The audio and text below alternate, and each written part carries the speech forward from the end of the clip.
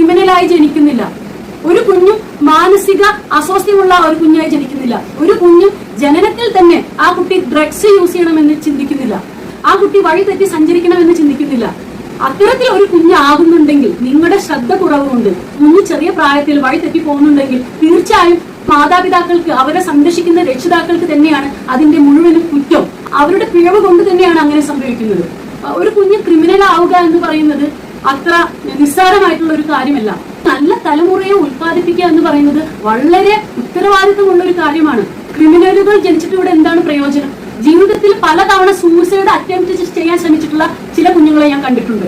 അവർ പലതവണ ജീവിതത്തിൽ ഞാൻ എന്തിനാണ് ജനിച്ചതെന്ന് ആലോചിച്ചിട്ട് പലപ്പോഴും കരഞ്ഞ് പ്രാഗിക്കൊണ്ട് തന്റെ ജനനത്തെ തന്നെ ഞാൻ ജനിച്ചിരുന്നില്ലെങ്കിൽ എന്ന് ആഗ്രഹിച്ചുകൊണ്ട് നടക്കുന്ന എത്രയോ കുഞ്ഞുങ്ങളെ ഞാൻ കണ്ടിട്ടുണ്ട്. ഞാൻ വീണ്ടും നിങ്ങളോട് പറയുന്നു, കുഞ്ഞുങ്ങളെ നിങ്ങൾക്ക് ഇഷ്ടമുണ്ടെങ്കിൽ മാത്രം കുഞ്ഞുങ്ങളെ ജനിപ്പിക്കുക, വളർത്തുക. എനിക്ക് എന്റെ മകളെ അത്രമാത്രം സ്നേഹിക്കാൻ കഴിയുന്നത് എത്ര ദുരിതത്തിന്റെ ഇടയിലാണെങ്കിലും, എത്ര പ്രശ്നത്തിന്റെ ഇടയിലാണെന്നുണ്ടെങ്കിൽ, എത്ര തിരക്കുകളുടെ ഇടയിലാണെന്നുണ്ടെങ്കിൽ എന്റെ മകൾക്ക് വേണ്ടി ഞാൻ എന്റെ സമയം, എന്റെ ജീവിതം മാറ്റി വെച്ചിട്ടുണ്ടെങ്കിൽ ഞാൻ എന്റെ മകളെ അത്രമാത്രം സ്നേഹിക്കുന്നത് കൊണ്ടാണ്. കുഞ്ഞുങ്ങൾ എന്ന് പറയുന്നത് ദൈവത്തെ പോലെയാണെന്നാണ് പണ്ടുള്ളവർ പറയാറുള്ളത്. കുഞ്ഞുങ്ങൾ എന്ന് പറയുന്നത് മാലാഖമാരെ പോലെയാണ്. നിങ്ങൾ അവർക്ക് നല്ലത് കാണിച്ചു കൊടുത്തു കഴിഞ്ഞാൽ അവർ നല്ലതിലോട്ട് പോകും, മോശം കാണിച്ചു കൊടുത്തു കഴിഞ്ഞാൽ അവർ മോശം കാര്യങ്ങളിലോട്ട് പോകും.